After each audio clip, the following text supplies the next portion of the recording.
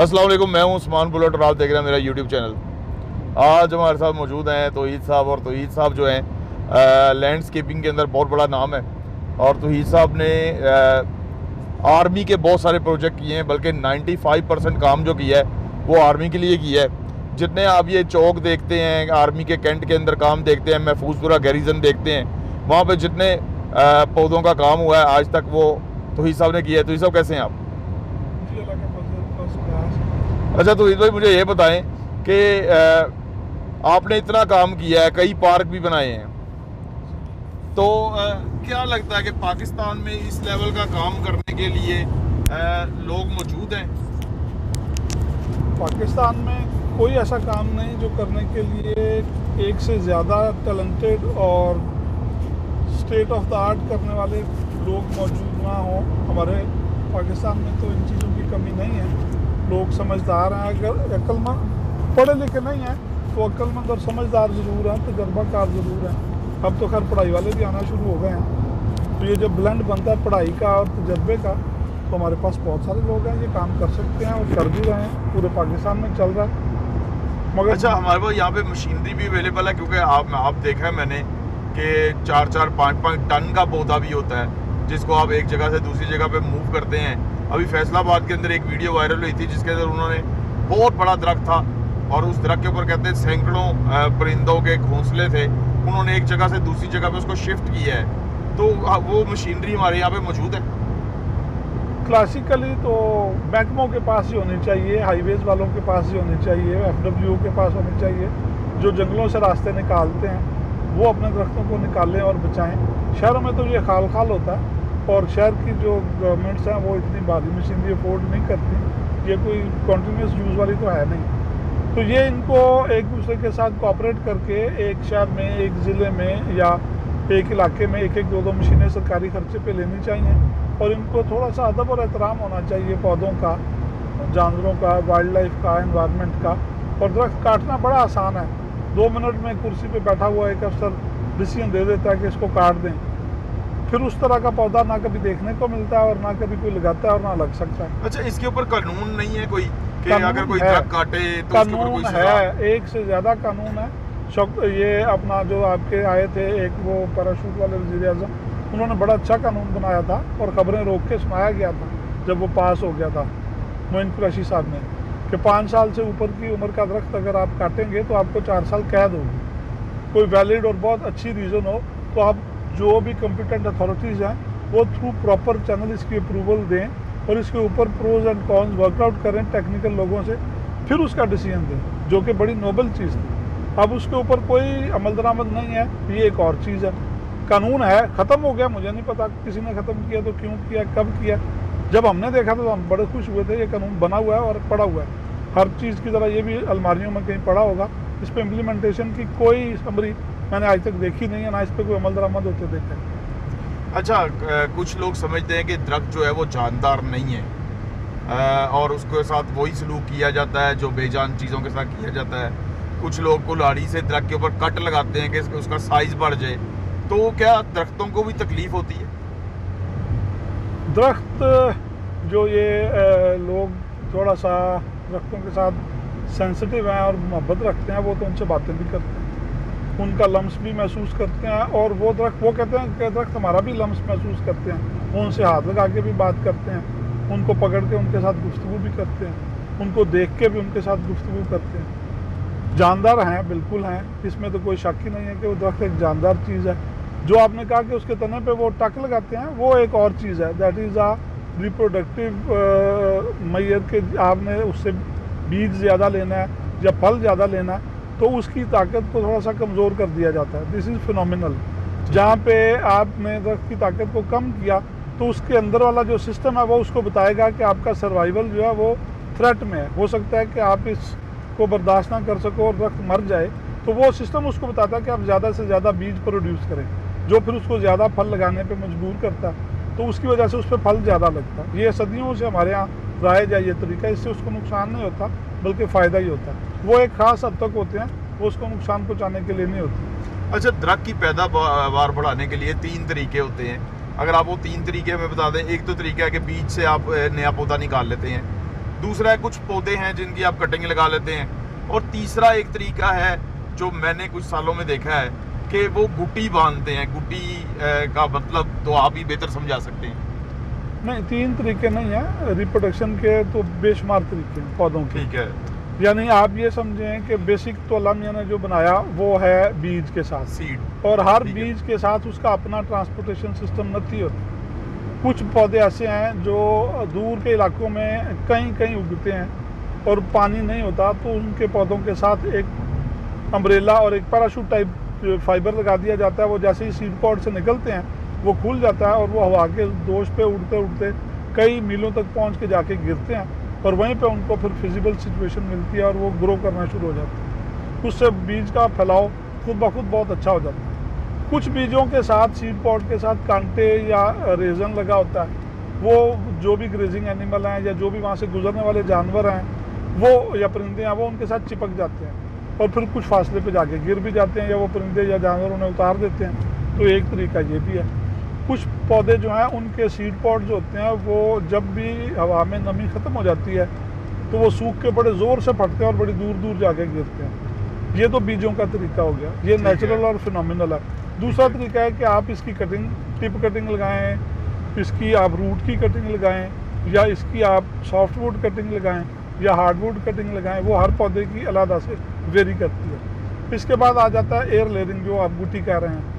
उसका तरीका ये होता है कि इसमें आप एक माकूल हद तक उसकी छाल उतारते हैं, उसमें कट लगाते हैं और फिर उसके ऊपर मिट्टी का और पत्तों की खाद का मिक्सचर लगा के उसको बांध देते हैं और नमी मेंटेन करते हैं। तो उसमें जब हवा में नमी और टेम्परेचर आपका ग्रीन हाउस टेम्परेचर को टच कर रहा हो, जैसे हमारे बरसात में या सावन भादों में होता है, तो वो हमारे सावन भादों का सीजन जो ग्रीन हाउस टेम्परेचर में फॉल करता है सब कॉन्टिनेंट का। और वो कितने दिन बाद उसको काट लेते हैं? कुछ पौधे जो हैं वो 5 दिन में तैयार होते हैं, कुछ पौधे 25 दिन में होते हैं, कुछ 3 महीने भी ले जाते हैं। ये डिपेंड करता है हर एक की अपनी वो आपको जड़ें नजर आ जाती हैं उसके अंदर? हाँ, उसमें जो अगर आपने वो पाम की छाल में लगाई है तो जड़ें बाहर आ जाती हैं, अगर आप उसमें टाट में लगाई हैं तब भी जड़ें बाहर आ जाएंगी, पॉलीथीन में लगाई हैं तो अंदर से नजर आना शुरू हो जाएंगी।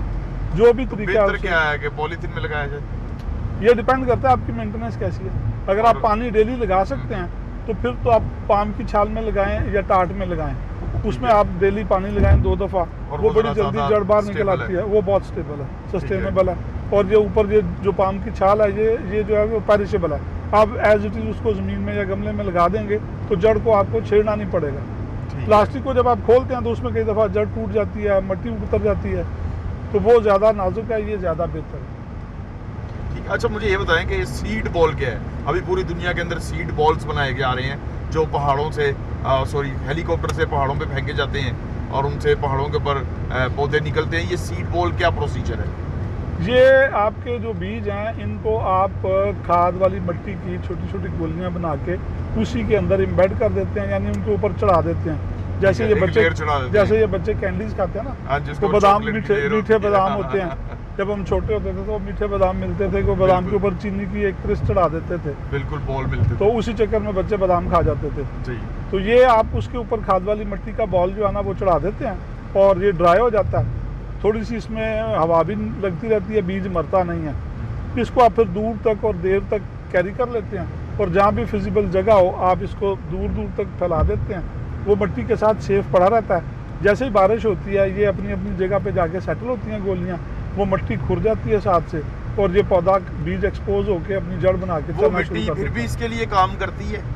वो कई दफ़ा अगर बहुत कम बारिश हो और वो बड़ी अच्छी जगह पे सेटल हो जाए तो वो खाद वाली मिट्टी फौरी तौर पे काम करती है। अदरवाइज जो फिनोमेना है वो तो यही है कि कुदरत में जब पानी चलता है तो जो मिट्टी जहाँ पानी के कोर्स के साथ चलती है वो फर्टाइल ही होती है और वो बड़ी अच्छी और लूम होती है, मतलब ताज़ा मिट्टी होती है बल की तरह की, उसमें जड़ अच्छी तरह से ट्रैवल करती है, हर बीज उसमें आराम से उग जाता है। अच्छा, एक आजकल जंगल लगाया जा रहा है, मियाकी जंगल जो है जी हाँ, वो उसके अंदर क्या साइंस है? उसमें साइंस नहीं है, उसमें आर्ट है। अच्छा, ये जापानियों ने किया था और वो इस तरह से किया था कि ये कोई 60s-70s में इनको जब महसूस हुआ, उनके यहाँ चूँकि जंगल भी एक मुकद्दस जगह है और इसमें बैठ के सोचा जाता है, मेडिटेशन की जाती है, तो शहरों में वो ख़त्म हो गए थे और मेडिटेशन चूँकि उनके जो प्रीस्ट, उनके जो हेड ऑफ द रिलीजन है गौतम बुद्ध, उनका एक वतीरा था कि वो दरख्त के नीचे बैठ के सोचा करते थे, मेडिटेशन किया करते थे। तो ये तो हमारी हिस्ट्री भी रही है मुसलमानों की कि जंगलों में जाके किताबें लिखी जाती थी, शायर भी जंगलों में जाके बैठ के, तो वो सोचने के लिए मेरे ख्याल से इससे बेहतर जगह नहीं हो सकती जहाँ आप नेचर के करीब होते हैं। देखें, सोचने के लिए आपको सॉलिट्यूड चाहिए, तनाई, और सोचने के लिए आपको सुकून चाहिए जहाँ पे कोई शोर ना हो और कुछ ना हो, और जितना कुदरत से नज़दीक हो उतना बेहतर है। तो ये हमारे जो सदियों से एक हमारा कल्चर आ रहा है। ये आप चले जाएं हिंदू मैथोलॉजी में, तो उसमें भी जंगल में जाके ही सारा कुछ किया गया, जोगियों और साधुओं ने किया। अगर आप मुस्लिम हिस्ट्री देखते हैं तो हमारे हजूर पाक और हमारे अंबिया कराम भी शहरों से बाहर जाते थे, घरों में बैठते थे और वहाँ बैठ के मेडिटेट करते थे, अल्लाह की तरफ ध्यान लगाते थे। इसी तरह से गौतम बुद्ध का भी यही है। जितने भी लोग हैं, ये शायर जो हैं ये बुलबुल और कोयल के इतने करीब हैं कि उन्होंने उसमें इतने शेर लिख दिए। शायर तो खैर एक और कैटेगरी में आते हैं, वो तो सेंसिटिव होते हैं, नेचर को ऑब्जर्व करते हैं, इंसानी नेचर को, इंसानी रवैयों को, फिर उनकी अदब पे बड़ी नज़र होती है, वो इन सारी चीज़ों के साथ चलते हैं। उनका खाली नेचर से नहीं होता ताल्लुक़, उनका ह्यूमन नेचर से भी ताल्लुक़ होता है और रवैयों से भी ताल्लुक़ होता है और कल्चर से भी ताल्लुक़ होता है। तो उनके यहाँ तो ये जुगलबंदी और ये जो काफियाबंदी और ये सारी चीज़ें ये बड़ी एक अदब के तौर पे चली, एक डिसिप्लिन के तौर पे ली जाती हैं। जो मुफक्किर होता है उसके पास एक नुक्ता होता है जिसके बारे में उसने सोचना होता है इस्तगराक के साथ, और वो सोच सोच के इस नतीजे पे पहुंचता है कि ये नुक्ता कहाँ से शुरू हुआ, इसकी हद कौन सी थी और इसका नतीजा क्या है और ये असल में है क्या, इसकी असल क्या है। तो उसके लिए उसको तनाई चाहिए, उसके लिए उसको सॉलिट्यूड चाहिए, उसके लिए उसको नेचर के नज़दीक साफ़ सुथरी जगह चाहिए, अच्छी ऑक्सीजन का कंटेंट चाहिए ताकि उसको नींद ना आए या उसकी नींद उड़ ना जाए। तो ये सारी चीज़ों के लिए सबसे अच्छी चीज़ जो होती थी वो जंगल, पहाड़ और इस तरह की बियाबान जगह होती थी। तो अब भी आप देख लें कि जब से आपने ये चीज़ें अपनी रोज़मर्रा लाइफ से दूर की हैं, आपके मुल्क में तो मुझे कोई नहीं नज़र आता कि किसी ने कहा हो कि मैं जंगल में बैठा हूँ या मैं पार्क में बैठा हूँ तो सोच रहा हूँ या इस्तगराक में। आजकल तो चिल्लों वाले ही बैठते हैं जंगल में जाके। नहीं, वो जंगल में नहीं, वो कब्रिस्तान में बैठते हैं और वो वहाँ पे वो चार जगह ढूंढते हैं। वो उल्लू के खून से तावीज़ लिखेंगे और सह के कांटे से लिखेंगे, वो अजीबोगरीब सी जालों वाली हरकतें करेंगे। वो उसको आप इल्म नहीं कह सकते। पहले इल्म जो है वो शुरू से ही वो सोचने का वतीरा होता है। तो हमारे यहाँ तो उस तरह का माहौल ही नहीं दिया गया, तो सोचने वाली कौम पैदा नहीं हुई आज तक। हम अपने टॉपिक पे दोबारा आते हैं। अच्छा, तो साहब आपने सारी ज़िंदगी जो है आर्मी के साथ काम की है, तो आर्मी तो बहुत स्ट्रेट फॉरवर्ड है और बहुत सख्त है और वो उनका जो है तरीकाकार भी हो रहा है, तो क्या आप उस माहौल में सर्वाइव कर जाते हैं? मैं 30 साल से कर रहा हूँ। मैं अपनी बीएससी के बाद सीधा, बल्कि बीएससी के रिजल्ट से पहले ही मैं आर्मी के साथ अटैच हो गया था और प्रोजेक्ट शुरू कर दिए थे। और बड़े बड़े वो प्रोजेक्ट किए हैं जहाँ पे कोई सोच भी नहीं सकता था कि यहाँ कुछ होगा या इसका कोई रिजल्ट निकलेगा। तो अल्लाह का फजल है, उस वक्त भी मेरे एक कज़न थे और वो मुझे लेके आए थे। उन्होंने मुझे कुछ गाइडलाइंस दी थी कि आर्मी के साथ काम करने के लिए ये चीज़ें ज़हन में रखना ज़रूरी है। और वो एक डिसिप्लिन है सीधा, और उनका डिसिप्लिन ये है कि वो सारे का कूल अकेडमी से पढ़ के आते हैं और सारों की सेट ऑफ माइंड एक ही होता है। तो बड़ी आसानी है उनके साथ काम करना। आप बड़े आराम से समझ आते हैं कि ये आपसे क्या चाहते हैं। वो आपसे अपने पैसे की सही वर्थ लेते हैं, वो आपसे आपके टाइम की सही वर्थ लेते हैं और वो आपसे आपके पोटेंशियल की सही वर्थ मांगते हैं। आप उनको ब्लफ नहीं कर सकते, आप उनके साथ झूठ नहीं बोल सकते, आप उनसे ज़्यादा पैसे नहीं निकलवा सकते। आप थोड़े पैसों में उनको ज़्यादा करके दें, वो बहुत खुश होते हैं और आपके कहे बगैर आपको आगे रेफ़र भी करते हैं। तो अल्हम्दुलिल्लाह मैं 30 साल से बगैर किसी इंट्रोडक्शन के, बगैर किसी मीडिया से और बगैर किसी इश्तिहारबाजी से मैं सर्वाइव कर रहा हूँ और अल्लाह के फजल से बहुत अच्छा कर रहा हूँ। I have been the horticulturist to the president of Pakistan. Musharraf साहब के साथ मैं कितने साल प्रेसिडेंसी में रहा हूँ और काम किया। अच्छा, 30 साल आपने आर्मी के साथ काम किया है, कभी कोई मुश्किल का सामना हुआ हो जहाँ पे बहुत ज़्यादा मुश्किल काम हो और बहुत सारे वहाँ पे उन्होंने बंदे बुलाए हों कि ये काम करना है और उधर वो काम आपने किया हो? ये कई दफ़ा हुआ, कई दफ़ा नहीं कोई एक आधा बताएं हमें कि कोई मुश्किल थी और उसके अंदर जो आपने काम किया उसको हमें हमारे साथ शेयर करें। अभी बावलपुर में मैंने कुछ साल पहले गया हूँ, तो बावलपुर के कोर कमांडर ने कहा कि जी शहर में कुछ नहीं हो रहा, कैंट में तो हम हर दफ़ा कुछ ना कुछ करते हैं। तो यहाँ पे एक 60 एकड़ का पार्क है जो 57 साल से उस पर स्टे हुआ है। ठीक है। और कोर्ट जो है उसको स्टे को एंटरटेन कर रही है मुसलसल, और कभी वो कंटोनमेंट बोर्ड के हक में चला जाता है, कभी वो लोकल गवर्नमेंट के हक में और कभी आर्मी के हक में। वो ज़मीन नवाब साहब की थी, उन्होंने स्टेट ऑफ पाकिस्तान को दे दी। बाद में तीनों महकमे रिफ्ट में चले गए। और केस अदालत में चला गया। अवाम एक अच्छे पार्क से महरूम हो गए। गुलजार सादत ये वहाँ पे नवाब साहब ने बना के अपने अवाम को दिया था और बहुत अच्छा था, क्यू गार्डन के पैटर्न पे बना था और अंग्रेज़ों ने डिज़ाइन किया था। तो इसकी सारी चीज़ें वहाँ से कबाड़ियों को दे दी उन्होंने। लाइटें इतनी अच्छी मैनचेस्टर से बन के पोल आए थे, वो उठा के लोग ले गए। पौधे सूख गए, स्ट्रक्चर तबाह हो गए, ये जंगल बन गया, इसमें आवारा कुत्तों की आमाजगा हो गई। लोग शाम में आके चर्च पीते थे, शाम को इसमें लोग जुआ खेलते थे, आम आदमी को घुसने की जगह नहीं थी, पता नहीं क्या क्या हरकतें थी, आपको मैं बता नहीं सकता। तो अल्लाह का बड़ा फजल हुआ, वो वाले कोर कमांडर को बहुत मतलब है कि समझदारी के साथ उन्होंने कोर्ट से एक डिसीजन इंटरम मतलब है डिसीजन लिया कि हम इसमें से निकालेंगे कुछ नहीं और हम इसमें सिर्फ लगाएंगे। कोर्ट ने इनको कहा कि आप भी मेक श्योर करें और हम भी मेक श्योर करते हैं कि इसमें से निकले कुछ ना। स्टे के ऊपर ये है कि हम इसमें से कोई चीज़ या कोई बेनिफिट किसी को नहीं देना चाहते। सो वो नहीं दिया, हमने भी इससे एग्री किया। हमने वहीं से सूखे हुए दरख्त थे 100-150 वो काटे, उसी की लकड़ी के बेंचेस बनाए, उसी की लकड़ी की चीज़ें बनाई, उसी में से ईंटें निकली, उसी में से सामान निकला, उसी में से इतने सोर्सेज निकले। हमने उसमें मेरा ख्याल है कोई 2 करोड़ रुपये में एक पूरा 60 एकड़ का पार्क बना दिया, पब्लिक पार्क। और जो भावलपुर के लोग मेरे साथ वहाँ आके तस्वीरें खिंचवाते थे और मेरा शुक्रिया अदा करते थे कि जी ये इतनी बड़ी सर्विस आपने करवाई कि जिसका हिसाब ही नहीं है। हमने इतनी ग्रीनरी भावलपुर में कभी देखी ही नहीं, वो अभी भी है और इस तरह से ग्रीन है और स्टे में ही है। सिर्फ उसमें इंटरम ये डिसीजन लिया कि पब्लिक उसमें जाके इस्तेमाल कर सकती है उसे, उसकी फैसिलिटीज़ को। और पहले साल ही हमारी जो इनकम हुई उसकी चीज़ों को आउटसोर्स करके वो तकरीबन कोई 2 करोड़ थी। तो हमने पहले साल पूरा हो गया। ये पहले साल के रेंट से जो उसकी छोटी छोटी सर्विसेज थी उससे 2 करोड़ निकाल लिया। अब ओवर एंड अबव उससे आ रहा है। बिल बोर्ड की चूँकि अदालत ने इजाज़त नहीं दी तो लिहाजा बिल बोर्ड नहीं लगाया, अगर बिल बोर्ड लगाएंगे तो 10 करोड़ आ जाएगा। अब मुझे ये बताएं कि तुहिद साहब आपने पाकिस्तान पार्क बनाया है लाहौर में जी, तो पाकिस्तान पार्क के अंदर आपने पूरे पाकिस्तान का एक नक्शा बनाया है ज़मीन के ऊपर। जी जी। तो वो क्या उसकी मेंटेनेंस वैसे चल रही है? क्योंकि वो पहले तो आपके पास था और अभी पता नहीं इसको कौन मेंटेन कर रहा है, मुझे नहीं पता आप कर रहे हैं कौन कर रहा है, क्या वो उसी तरह मेंटेन है? हमारा जो तरीक़ाकार है ना जी वो यही रहा है और हमने इनसे आर्मी वालों से यही सीखा है कि आप जब तक हैं तब तक उसको अच्छी तरह से चलता रहेगा, जब आप नहीं होंगे तो फिर आप उसकी SOP लिख के दे जाएं। वो हमने SOP लिख के दे दिया और उस पर अपना नंबर भी दे दिया कि जब कभी कहीं पे आपको प्रॉब्लम हो मुझे कॉल कर लें। तो जो भी नई मैनेजमेंट आती है वो कभी ना कभी मुझे कॉल कर लेती है अगर कोई प्रॉब्लम होती है। तो उन्होंने कुछ थोड़ी सी उसमें अमेंडमेंट्स की हैं, कुछ थोड़ी सी out of the context additions भी की हैं। वो उनका प्रोगेटिव है, वो कर सकते हैं उनकी जगह और उनके ज़रिए इस्तेमाल है और उनके ज़रिए कंट्रोल है। अदरवाइज़ बाय एंड लार्ज वो चल रहा है, ठीक चल रहा है। चूँकि उसकी क्वालिटी बनाने वाली इस तरह की थी और उसका आइडिया इतना अच्छा था। That was the first theme park of Pakistan, जिसका आइडिया और जिसकी एग्जीक्यूशन दोनों मैंने किए थे और प्रेसिडेंट ऑफ पाकिस्तान ने इनाग्रेट किया था। और उस वक्त वो बड़ा इंस्पायरेशनल था और उसकी तरह के कोई 10-12 पार्क अभी तक बने हैं इसको देख के, मगर एक भी उसकी बराबर का नहीं है। कॉपियाँ की हैं इन लोगों ने, देखने के बावजूद उसके बराबर का नहीं बना सके। वजह सिर्फ यही है कि इनमें डेडिकेशन की कमी है। बाकी लोगों में जो कॉपियाँ करते हैं या जो काम करवाते हैं डेडिकेशन से करेंगे तो वो भी अच्छा हो जाएगा। अच्छा मुझे बताएं, एक दरख्त की एज कितनी होती है?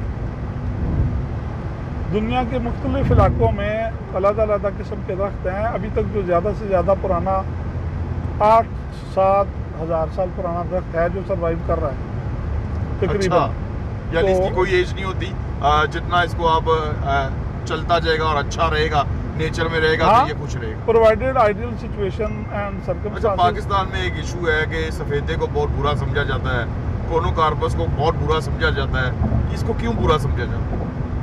देखें, आपके जो महकमे हैं ये बुनियादी तौर पे बिल्कुल सफ़ेद आती हैं और इसमें जो मैं माज़रत चाहता हूँ अपनी ज़ुबान के बारे में, मेरी इस तरह की है तजर्बे के बाद, ये इसमें जो लोग बैठे हुए हैं वो सारे के सारे फजूल फ़ायदे उठाने वाले और सिर्फ पैसों पे नज़र रखने वाले और अपने बेनिफिट्स को देखने वाले हैं। इनका मुल्क के साथ कोई डेडिकेशन नहीं है, इनके मुल्क के साथ कोई मोहब्बत भी नहीं है और अपने ट्रेड को भी नहीं जानते। पता नहीं कहाँ से आ गए हैं और पता नहीं महकमों में क्यों बैठे हुए हैं और पता नहीं आज तक इन्होंने क्या किया, मैं नहीं समझ सकता। जिस बंदे ने सफ़ेदा पाकिस्तान में इंट्रोड्यूस किया था उसने पढ़ा होगा, उसके बारे में देखा भी होगा। तो इसके ऊपर मैंने भी अपनी एक रिसर्च की थी और एक पेपर सबमिट कर दिया था एक सेक्रेटरी फॉरेस्ट पंजाब को एक ज़माने में। तो मसूफ ने वो ले लिया कि हम आपकी मीटिंग करवाते हैं। वो लेके तो उन्होंने अपने नाम पे कहीं पब्लिश करवा दिया। पब्लिश करवाने के बाद उनको निशाने कायदे आज़म मिल गया। तो निशाने कायदे आज़म लेने के बाद मेरा फ़ोन नहीं सुनते थे। तो अब भी यही सूरत हाल है। कोनो कारपर से आया तो हमने शोर मचाया कि ये इन है ज़रूर फास्ट ग्रोइंग दरख्त है, लगाना भी चाहिए, मगर इसकी खास जगह हैं, मखसूस जगह हैं। सफ़ादा भी लगाना चाहिए, इसकी मखसूस जगह हैं जहाँ पे पानी ज़्यादा है, जहाँ पे कैचमेंट्स हैं या जहाँ पे वाटर लॉक्ड एरिया, उससे पानी निकालने के लिए सबसे अच्छा है। जहाँ पे पानी नहीं है वहाँ पे तो ये नहीं लगाना चाहिए। आप अफ़गानिस्तान की सरहद पे देख लें, हमारी तरफ जो है ज़ीरो लाइन तक चले जाएँ अफ़गानिस्तान के साथ, तो हमारी तरफ सफ़ेदा है, उनकी तरफ वहाँ पे दियार है। सफ़ेदे का 500 दरख्त भी मिल के एक दियार के बराबर नहीं होता। तो ये डिसीजन करने वालों को डिसीजन करना चाहिए था, वो क्या कर रहे थे। कहने का मतलब है हमें भी दियार लगाना चाहिए था। जी नहीं, वहाँ पे यहाँ पे अभी पंजाब में आपने जहाँ देखा है, जो आपकी स्टेट और क्राउन लैंड्स हैं, इसके ऊपर सारा सफ़ेदा है। अभी भी हम जहाँ ड्राइव कर रहे हैं मोटरवे के साथ, जिस जरदारी साहब ने सफ़ेदा ही लगाया हुआ है। तो ये हम उस वक्त भी चीखते रहे और अभी भी हम चीख ही रहे हैं कि एक हमें को 5 मील का 10 मील का एक टुकड़ा इसका दें। आप हमें ना पैसा दें, आप सिर्फ पानी दे दें और सिक्योरिटी दे दें। हम आपको एक मॉडल लगा देते हैं, उसको फॉलो कर लें, हमें पैसा भी कोई ना दें। सिर्फ 10 मील का एक टुकड़ा और साथ पानी की और सिक्योरिटी की आप हमें ज़मानत दे दें, हम आपको एक टुकड़ा लगा देते हैं, तो आप उसको फॉलो कर लें। और उसमें हर हाईवेज़ का भी फ़ायदा होगा, पाकिस्तान का एज ए स्टेट भी फ़ायदा होगा, जंगलात के महकमे का भी होगा, इन्वायरमेंट का भी होगा, और अल्टीमेटली नटशेल में पाकिस्तान को कुछ ना कुछ आएगा। तो आप हमसे 2, 4, 6 अलग-अलग टराइन में नमूने लगवा लें। ये हमारी शक्ल देख के भाग जाते हैं, काम करना नहीं चाहते हैं। जो काम करने वाला होता है वो इनको पसंद नहीं होता। अच्छा, लास्ट में आपसे मैं एक सवाल पूछूंगा तो साहब कि अभी वज़ीर आज़म पाकिस्तान में इमरान खान साहब हैं और इन्होंने पौधों की कटिंग के ऊपर बहुत पाबंदी लगाई हुई है और पौधे बड़ी तेज़ी से बढ़ रहे हैं, तो आप कितने सेटिस्फाइड हैं? बिल्कुल नहीं है। जिस दिन इन्होंने मियावाकी लाहौर में इफ्तिताह किया था, पता नहीं कितने 2 के 4, उस दिन सबसे पुरानी लाहौर की जो वॉल्टन वाली नर्सरीज थी और जिसमें बहुत बड़ा प्लांट रिजर्व था और बहुत बड़ी वैरायटी थी और that was the hub of greenery. उस पे उन नर्सरियों पे उस दिन बुलडोजर चल रहे थे। तो इसको हम क्या समझें? ये तो नहीं हो सकता कि आप घर गिरा के नया घर बनाएं तो वो बहुत अच्छा होगा। What is this? ये तो गलत चीज़ है। हम प्राइम मिनिस्टर के इस विजन के साथ बिल्कुल नहीं है कि जो तबाह हो रहा है उसको कर दें वो बाद में नया बना लेंगे। This is not the vision at all. Vision ये होता है कि पुरानी चीज़ों को भी साथ लेके चलें, नई भी साथ डेवलप करें। वो अगर 4 एकड़ 5 एकड़ 10 एकड़ ज़मीन एज ए नर्सरीज पड़ी रहती, उसके पीछे आप अपना सारा प्रोजेक्ट चला लें, कोई मसला नहीं है। पूरी दुनिया में इसी तरह से होता है, इन लोगों की इज़्ज़त और तकरीम की जाती है। We are the most noble professionals of the world. डॉक्टरी के बाद सबसे अच्छा हॉर्टिकल्चरिस्ट का पेशा दुनिया में। आपके यहाँ इसकी इज्जत नहीं करते। जब आप नहीं करेंगे तो ग्रीनरी का वही हाल होगा जो अब है। You have only 10% of the greenery left, जबकि आपको कम से कम 25% होना चाहिए, जबकि दुनिया का सबसे अच्छा जो मुल्क है उसके पास 75% है। तो आपका मुकाबला ही कहीं नहीं आ रहा। और आप जो मुकाबला करने वाले लोग हैं उनको आप कॉर्नर करके, तो आपने मम्मी डैडी लोगों से कंसल्टेंसियाँ ले रहे हैं जिनको पौधे का नाम भी नहीं आता, जिनको पौधे के लफ्ज़ भी नहीं पता। आप अभी लगाएं जहाँ पे आपका सफ़ेदा है, मुझे दें पंजाब में जगह नहरों के साथ, आप वहाँ पे लगाएं सागवान, आप वहाँ पे लगाएं मोलसरी, आप वहाँ पे लगाएं 4 चीज़ें और मैं आपको बताऊँगा नाम, और वो 5 साल के बाद आपको जो पैसा देंगी आपको समझ आ जाएगी। अच्छा, तो ये सब कुछ लोगों के घरों में पौधे लगाने की जगह नहीं होती है। जी कोई नहीं, कुछ लोगों के घरों में पौधे लगाने की जगह नहीं होती और वो छत के ऊपर कैसे पौधे लगा सकते हैं? सबसे अच्छा और लुक्रेटिव काम इस वक्त यही है। हम कर रहे हैं कुछ लोगों के साथ जो बड़े हिम्मत करते हैं अपनी छत के ऊपर। तो आपको कोई नया स्ट्रक्चर बनाने की ज़रूरत नहीं, पुरानी छतें आपकी काफ़ी हैं और वो कोई एक्स्ट्रा ऑर्डिनरी पे लोड भी नहीं है, वज़न भी नहीं है बिला वजह का। बड़े मकबूल तरीके से जो ये आजकल प्लास्टिक के ट्रे सब्ज़ी और फ्रूट वाले बाहर फेंक देते हैं या लकड़ी के, आप उन्हीं से बड़े खूबसूरत कंटेनर बनाएं। पुराने टायर लें, उनके साथ कंटेनर बनाएं और उसमें अपने घर की सारी सब्ज़ी, उसमें अपने घर के छोटे मोटे फ्रूट स्ट्रॉबेरी की तरह के, और उसमें अपने घर की सारी ग्रीनरी आप बना सकते हैं। सो मच हो कि कुछ खास पौधे, कैक्टस, सक्युलेंट्स और इस तरह की चीज़ें आप उसमें बनाएं और बना के नर्सरी वाले को बेच दें। आपका सारा ओवरहेड और खर्चा निकल आएगा। मीडिया बनाने की या खाद या उसमें डालने वाली मिट्टी के लिए आपके सारे जो घर का वेस्ट है, जो वेजिटेटिव वेस्ट है, फलों के छिलके, फलों की गुठलियाँ और सब्जियों के छिलके, इनका आप एक ड्रम में मतलब है कि डंप बनाएं और इसको with the passage of time ऊपर से नीचे आता जाएगा, डिकम्पोज होता जाएगा, यही आप इस्तेमाल करें और रिसाइकिल करें। माहौल भी खूबसूरत हो जाएगा, गंद भी ख़त्म हो जाएगा, सब्ज़ी भी अपनी ऑर्गेनिक हो जाएगी, छतों पर भी ठंड हो जाएगी, टेम्परेचर भी कम हो जाएगा। 101 फ़ायदे हैं। ये तो सरकार को चाहिए कि कंजेस्टेड एरियाज़ में हम जैसे लोगों को जो ये काम कर रहे हैं उनको 5-5, 10-10, 20-20 घर दें कि जी इनको एक आइडियल सिचुएशन बना दें। सरकार इतना पैसा फजूल चीज़ों पे खर्च करती है, कभी सरकार प्रैक्टिकल लोगों को भी तो सामने लाए कि जी ये आप लें, अपना स्टाइपेंड लें, ये आप अपनी फीस लें, हमें एक पायलट बना के दें, 1 छत का, 2 छत का, 5 छतों का, और चला के दें, हम इनको चला के दें, लोग उसको कॉपी कर लें, देख के स्कूलों पे कर लें, बच्चों को स्टडी करवा दें, आने वाली नस्लें ठीक हो जाएं। स्कूलों में बच्चे जो हैं वो मम्मी डैडी हैं वो उनके साफ हाथों से आते हैं, साफ हाथों से वापस चले जाते हैं। जिम्मेदारों के मुल्क में ऐसे नहीं होता। बहुत बहुत शुक्रिया तो साहब आपका ये सारा कुछ बताने का। और आप लोगों ने सुना तो इस साहब ने कितनी मुफीद बातें की, आपको ये भी बताया कि किस तरह से पौधे लगाने हैं, किस तरह से उनकी केयर करनी है। तो अपने होस्ट उस्मान बुलट को इजाज़त दीजिए। अल्लाह हाफ़िज़। बहुत शुक्रिया, बड़ी मेहरबानी।